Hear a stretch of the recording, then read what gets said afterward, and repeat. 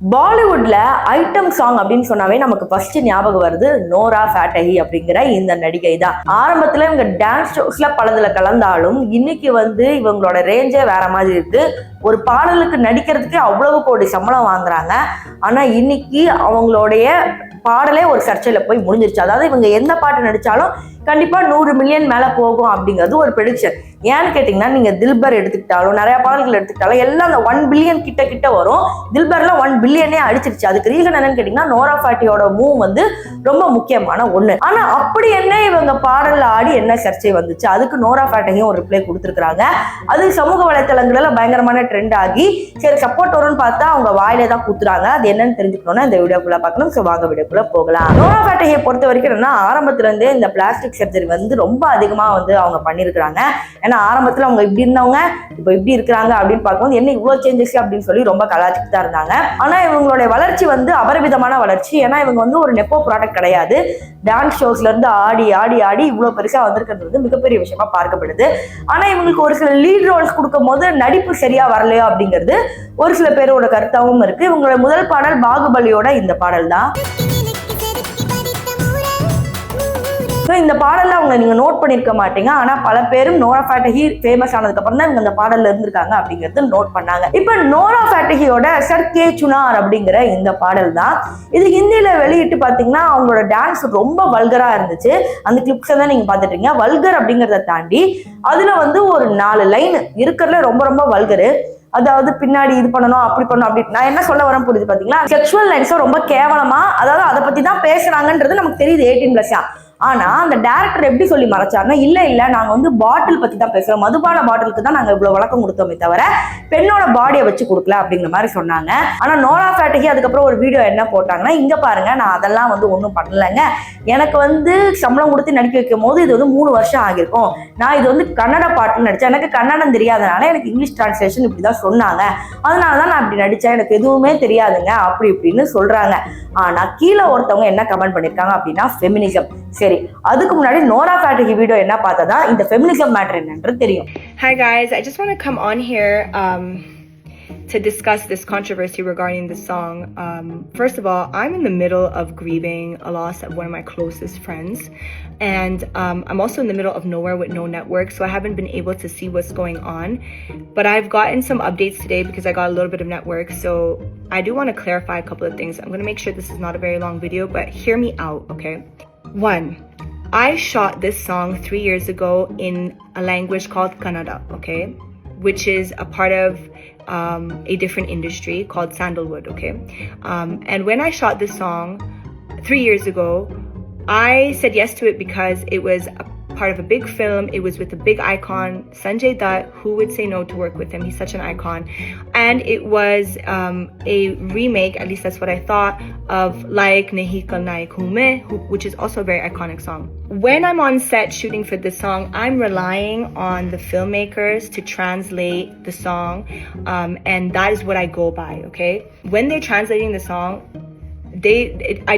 nothing seemed inappropriate or vulgar when they were translating the song to me. But then again, I don't understand Kannada, so I'm just relying with whatever they're telling me. Whatever they've done right now, which is creating a Hindi version and dubbing the voice in Hindi and having those lyrics which are very inappropriate, I had no idea about that. They didn't take any approvals, they didn't take any permission from me. When I was invited for the launch at the event, I sat there and I saw the Kannada version, which first of all I had a major issue with because they didn't take any approvals from me when they created that lyrical version. They used very unflattering photos, and if anyone knows me, they know that I have to approve all my photos. They put this lyrical version without my approval and they put it out there. Then they created an image of me and Sanjay Dutt, which was AI generated, which I'm already against AI, so I was already feeling really irritated at the event when I saw what I saw. I have to be respectful regardless. I'm in the presence of media, I'm in the presence of filmmakers, people who give me opportunities, so I have to carry myself in a certain way. However, internally, I was really conflicted with what I was seeing. Then they played the Hindi version. Now, when they played the Hindi version, I knew it was a wrap. I knew we were gonna have issues because at least I understand Hindi. I told the director, this is not going to be okay. This is going to get a lot of backlash. I disassociated myself with the project. As you can see, I didn't promote it at all. I again flagged it to the director and I said, my image and reputation is on the line. Here's the thing. As artists, okay, especially artists like me who, you know, one, we don't really have this backing. We're not Nepo kids. We don't come with a certain power behind us, right? It's just us. We're just individuals and the audience which is behind us. We have little power. We have little control. Thankfully, I've been lucky in Bollywood to work with a lot of people who have respected my opinion, who have respected my creative call on certain things, and who listen to me. I've been very lucky. However, there are certain places, you know, certain industries, they don't listen. They don't care about my opinion. And that's a conversation I think we can have at another day. Because of this backlash, it pushed them to remove these songs, and I'm grateful for that. Also, just a side note to the media and to the pages that are consistently talking about this situation, if it bothers you guys so much, then you need to hold the filmmakers and the people who create such content accountable. You start using their name and images when such controversies arise. You start bombarding their name and images to the audience, because then only will they have some sort of fear and they will feel some sort of accountability and some sort of responsibility when they create content. If you're only going to bombard the audience with just the artist's name and image, it's counterproductive because we don't have control of such scenarios. If you guys really, really, really want to find a solution, then you need to start holding the filmmakers and the people behind the content accountable. On that note, I will be more careful and I will be more strict moving forward. And yeah, I just want to say thank you for the backlash. Because of that, they've been able to take it down. So thank you. So அவங்க வீடியோவில் ரொம்ப பாவமாக சொல்லியிருப்பாங்க, நம்ம வச்சு ஏமாத்திட்டாங்க அப்படிங்கிற மாதிரி. ஆனால் இந்த ஃபெமினிசம் மேட்டர் அப்படிங்கிறது இப்போ நான் வரேன். கொஞ்சம் மாசத்துக்கு முன்னாடி நோரா ஃபேட்டகி ஒரு தனியார் இன்டர்வியூல என்ன சொல்லியிருப்பாங்கன்னா, feminism and not, I don't believe in this shit at all. In fact, I think feminism fucked up our society. Feminism பத்தி என்ன நினைக்கிறீங்க அப்படின்னு எதிரில் இருக்கிறவங்க கேள்வி கேட்கும் போது, feminism that is bullshit. Feminism அப்படிங்கிறதுலாம் வந்து ஒன்றும் இல்லை, அதெல்லாம் வந்து ஆண்களை வந்து இது பண்ற மாதிரி தான். ஃபெமினிசம் மேலலாம் எனக்கு நம்பிக்கையே கிடையாது அப்படிங்கிற மாதிரி. நல்ல ஃபெமினிசம் அப்படிங்கிறது என்னன்னா, ஆண்கள் இவ்வளவு தூரத்துக்கு உயர்ந்து வர முடியும்னா பெண்களாலும் உயர்ந்து வர முடியும்.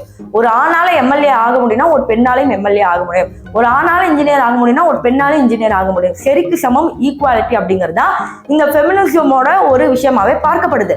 ஆனா இவங்க எப்படி போய் சொல்லிட்டாங்கன்னா, ஆண்கள்லாம் வந்து ப்ரொடெக்ட் பண்றவங்க, ஆண்கள்லாம் வந்து எல்லாத்தையும் ப்ரொவைட் பண்றவங்க, ஆனா பெண்கள் வந்து எப்படின்னா ஒரு தாய் நேச்சர் உடையவங்க, அவங்க வீட்டுல சமைக்கணும், எல்லாரையும் பார்த்துக்கணும், இப்படிங்கிற மாதிரி லூஸ் மாதிரி வந்து பேசி விட்டாங்க. ஆனா இவங்க வீட்டுல வந்து இவங்க கூட சமைக்க மாட்டாங்க, ஆள்லாம் வச்சு போட்டிருப்பாங்க.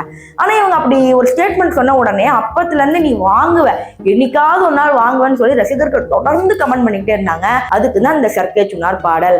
அதாவது இவங்களை எல்லாரும் போட்டு அடிக்க ஆரம்பிச்சுட்டாங்களா. இப்ப வந்து அவங்க பாவமா கேட்கறாங்க, எனக்கு ஒண்ணுமே தெரியாது, இப்படிப்பட்ட ஒரு பொண்ணை என்னை வந்து ஏமாத்திட்டாங்க, நான் ஐட்டம் டான்ஸ் ஆடுறதுனால என்னை ஏமாத்திட்டாங்க ஒரு பொண்ணு அப்படின்னு சொல்லும் போது கீழே இப்ப கேக்குறாங்க, ஓ இப்பதான் உனக்கு ஃபெமினிசம் தேவைப்படுதா, இப்பதானே கொஞ்சம் மாசத்துக்கு முன்னாடி சொன்னா என்னமோ ஃபெமினிசமே தேவையில்ல அது இதுன்னு, இப்ப எதுக்கு ஃபெமினிசத்துக்கு வர, இப்ப புரிஞ்சதா அப்படின்னு இப்ப எனக்கு புரியுது அப்படிங்கிற மாதிரி கமெண்ட் பண்றாங்க.